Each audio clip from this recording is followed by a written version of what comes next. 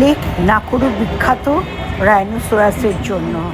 Black white দুরকম রাইনোসরাসই দেখতে পাওয়া যায়, তাদের দুটো করে হর্ন।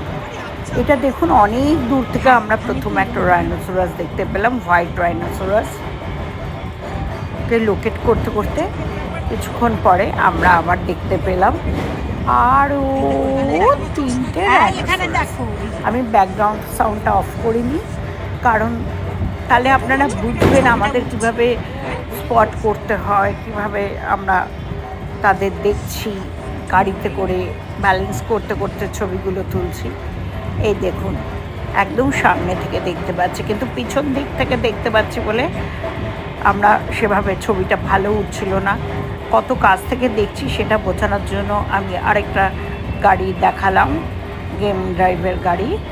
আর এই আয়নায় আপনি আমাদের মার্টিনকে দেখতে পাচ্ছেন, আমাদের ড্রাইভার, যে সুন্দর স্পটিং করত।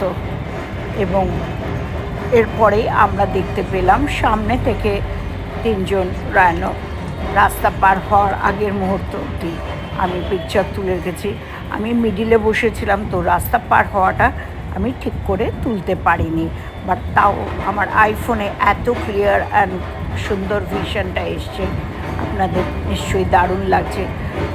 মেঘলা হচ্ছিল, ধীরে ধীরে ওরা মেঠো রাস্তা পেরোচ্ছে, আমাদের গাড়িটার সাইড থেকে দেখা যাচ্ছে, বুঝতেই পারছেন আমরা কত কাছ থেকে এই পিকচারগুলো তুলছি। সত্যি অদ্ভুত আফ্রিকান এই সাফারি, কেউ মিস করবেন না, সবার করা উচিত। ভালো থাকবেন।